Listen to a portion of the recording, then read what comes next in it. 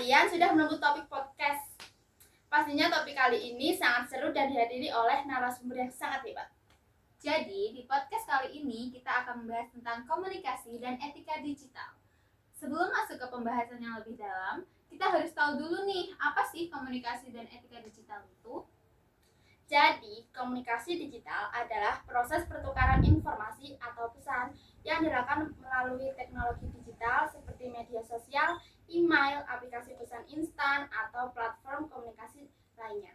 Komunikasi ini telah menjadi bagian penting dari kehidupan modern, memengaruhi cara kita berinteraksi baik secara pribadi, profesional, maupun sosial.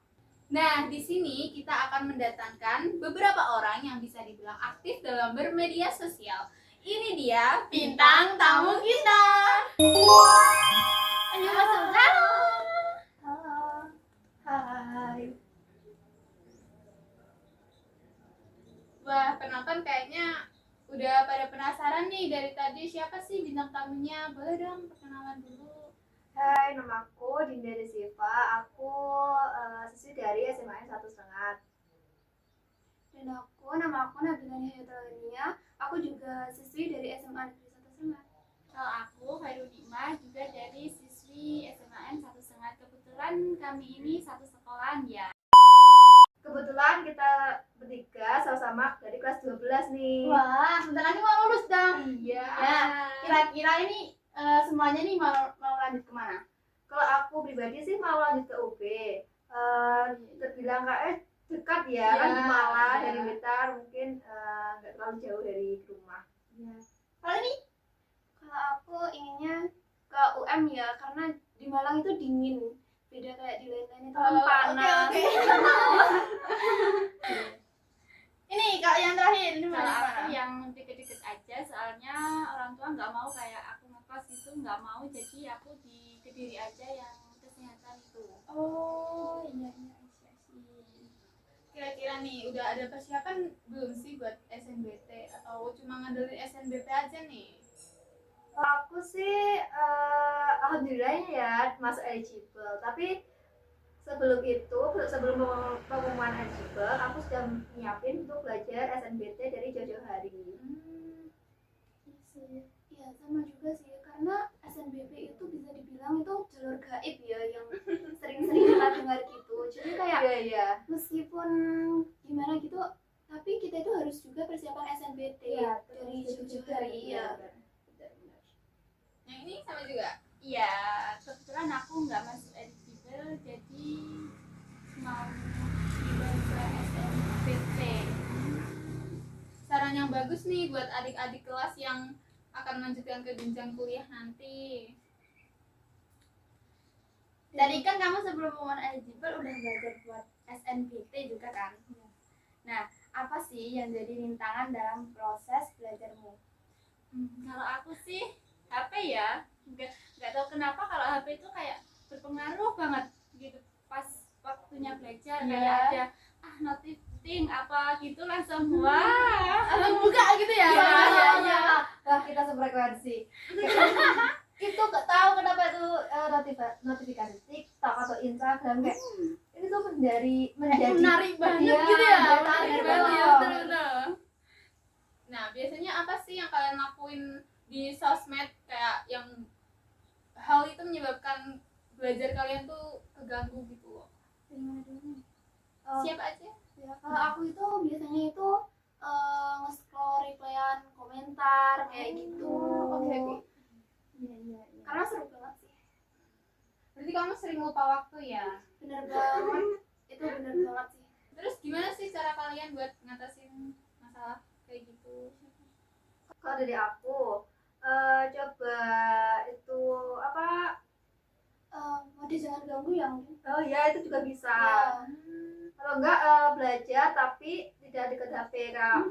Belajar sendiri di kayak HP-nya tuh ditaruh dulu, nanti kita belajar di ruang belajar sendiri. Biar enggak ada itu terdengar notifikasi betul. ya. Wah. Itu tips yang bagus tuh buat yang sering ngalamin hal yang sama. Boleh banget dicoba. Ngomong-ngomong soal digital, menurut kamu nih apa aja yang dibutuhkan untuk berkomunikasi dengan baik di era digital ini. Kalau menurut aku nih, kan kita sebagai warga Instagram banget Ya. atau TikTok atau WhatsApp itu kan sangat kayak berpengaruh banget ya, kayak soalnya ada kayak netizen yang selalu Yang maha benar ya, ya. ada tahu kebenarannya tapi kayak gitu loh. Suka julid gitu ya? Ya. Dan biasanya juga itu kan biasanya netizen gitu kan banyak yang berkomentar negatif gitu kan. Padahal itu kayak komentar negatif itu sangat berdampak banget gitu loh bagi yang Yang upload iya gitu kan. kayak Ya. gitu. Ya bener banget sih, terutama di kalangan artis nggak sih, Iya banyak benar banget yang banget sih banyak. dapat hate comment. Dari yang pernah kamu lihat atau kamu dengar, siapa sih artis yang dapat banyak hate comment? Enggak? Kalau menurut aku Kak Ria Ricis ya, itu netizen kayak wah terlalu banget itu yang menghujat tentang pola asuh anaknya, yang menurut netizen kayak terlalu Iya. dibiarkan apa gimana gitu. Sempet denger juga sih ya, ya kan? Iya, iya. Gitu sih. Kalau setahu aku sih di TikTok atau IG itu banyak banget yang menghujat Kak Ria Ricis ya. Itu kayak netizen tuh komentarin banget tentang pola asuh Kak Ria Ricis terhadap anaknya. Kan setiap orang tua tuh pastinya punya pola asuh yang berbeda dan tahu yang terbaik buat anaknya ya. Ya, itu sih. Bener sih. Terus kalau kita lihat kan kayak nggak cuma Ria Ricis kan yang banyak banget dapat hate comment. Bahkan hal kecil yang sebenarnya nggak perlu dikomentarin itu kayak jadi bahan perdebatan gitu. Iya kan? Iya Betul kan? Terus kalau menurutmu kenapa sih ini bisa terjadi? Jadi kalau menurutku itu netizen itu kayak terlalu bebas gitu dalam berkomentar, kayak apa yang menurut netizen itu selalu benar gitu loh. Jadi kayak sebelum berkomentar itu tidak dipikirkan dulu gimana dampaknya ke depannya gitu. Jadi apa yang ada di dalam pikiran itu langsung diketik lalu dikirim tanpa memikirkan besok itu dampaknya kayak gimana, tidak memikirkan apa perasaan yang dituju gitu. Setuju sih, kadang juga ada yang berkomentar kayak cuma lucu-lucuan atau nyari perhatian, tapi lupa kalau yang dibicarain itu juga manusia. Iya. Kalau dari sudut pandang kalian nih, apa sih yang seharusnya dilakukan biar budaya seperti ini bisa berubah? Menurutku pendidikan soal etika digital tuh penting banget. Mulai dari hal-hal dasar kayak berpikir dulu sebelum posting atau berkomen. Terus platform media sosial juga bisa lebih tegas dengan aturan soal hate speech atau komentar negatif. Kayak ada fitur moderasi komentar gitu supaya nggak relevan atau menyakitkan Pengguna lain. Iya, terus Ya. bagus tuh idenya. Jadi ada semacam filter gitu kan ya? Iya, betul. Biar nggak semua komen langsung kelihatan gitu. Selain itu, aku juga ngerasa kalau kita harus mulai dari diri sendiri, betul kan? Mulai belajar untuk nggak gampang ngejudge orang lain, terutama di media sosial, karena kita nggak pernah tahu kondisi sebenarnya dari seseorang yang kita lagi komentari itu seperti apa. Betul banget, apalagi kan di dunia digital ini kita cuma lihat apa yang mereka pilih untuk ditampilkan kan. Misalnya kayak video atau foto mereka upload itu kan hanya sebagian kecil dari kehidupan mereka, jadi nggak adil kalau kita langsung menghakimi mereka dari satu sisi aja. Iya. dan aku setuju kalau literasi digital itu harus jadi prioritas. Misalnya kampanye soal etika digital bisa dilakukan entah lewat sekolah, komunitas, atau bahkan melalui media sosial itu sendiri. Jadi nggak cuma anak muda aja yang paham, tapi semua generasi yang pakai teknologi digital bisa belajar. Iya, karena kan sekarang hampir semua orang itu pakai media sosial gitu ya. Jadi nggak cuma anak muda, tapi juga orang tua bahkan anak-anak kecil.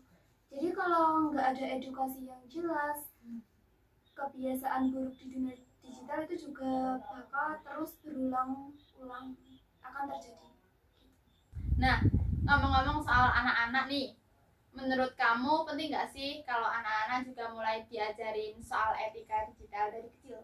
Kalau menurutku sih penting banget ya, karena anak zaman sekarang kan udah memiliki teknologi dari usia dini. Iya, Kadang mereka tahu cara main game atau buka YouTube atau apa gitu kan. betul. Tapi kan nggak tahu cara menggunakannya dengan bijak atau enggak, kan juga nggak tahu kan kita. Iya. Jadi orang tua juga harus aktif ngajarin, nggak cuma ngasih HP aja, tapi juga kasih tahu apa yang boleh dan nggak boleh dilakukan di dunia maya. Setuju banget. Orang tua memang punya peran besar dalam membentuk kebiasaan anak di era digital ini.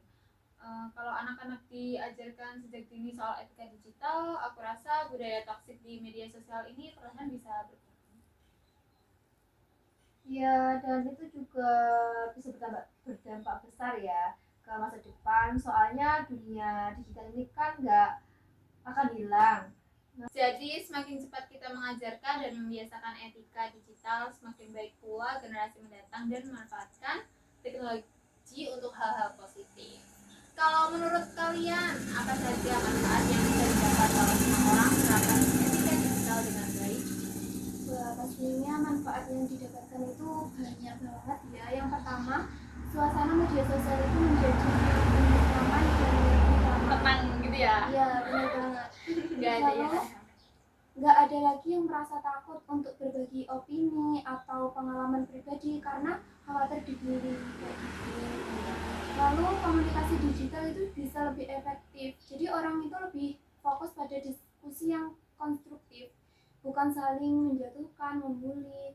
Iya, setuju sih. Media sosial juga kan bisa jadi tempat untuk saling mendukung dan belajar juga kan. Misalnya ibu-ibu muda tadi, mereka bisa saling berbagi pengalaman tanpa takut dihakimi gitu. Terus menurut kamu nih, gimana caranya biar suasana seperti itu bisa tercipta? Kayaknya sih harus dimulai dari komunikasi kecil dulu deh, misalnya bikin grup diskusi yang isinya orang-orang yang punya tujuan yang sama. Atau punya parenting. Dari situ kita bisa kasih contoh ke orang lain kalau media sosial itu bisa dipakai untuk hal-hal yang positif dan bermakna. Itu ide bagus banget sih. Jadi semacam membuat ekosistem positif dulu ya, yang nanti bisa menyebar ke lebih banyak orang. Selain itu, penting juga untuk memberi apresiasi ke orang-orang yang sudah berusaha membagikan hal-hal baik di media sosial. Kadang kan mereka malah diabaikan, sedangkan yang dibagi lebih banyak di Kalau kita lebih sering mendukung konten-konten yang positif, algoritma media sosial kita juga bakal mendukung konten seperti itu untuk lebih sering muncul. Jadi perlahan budaya yang toksik bisa dibandingkan dengan budaya yang lebih sehat dan mendukung satu sama lain. Wah, pembahasan kita hari ini benar-benar insightful ya. Semoga bisa menjadi inspirasi buat teman-teman yang mendengarkan.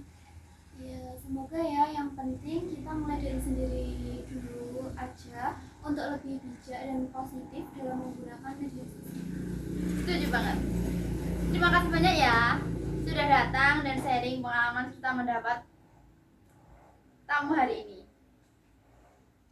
Ya, sama-sama kita sudah diundang untuk bisa mencurahkan sedikit pendapat kita ya. Iya. Ini sharing ya ini. Iya. Oke teman-teman, itu tadi obrolan kita tentang komunikasi digital dan etika dalam bermedia sosial.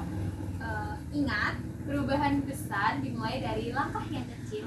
Yuk, kita terapkan ruang digital yang lebih baik. Sampai jumpa di episode berikutnya. Tetap jaga kesehatan, tetap positif, dan terus berikan kebaikan dimanapun kalian berada. Bye semua!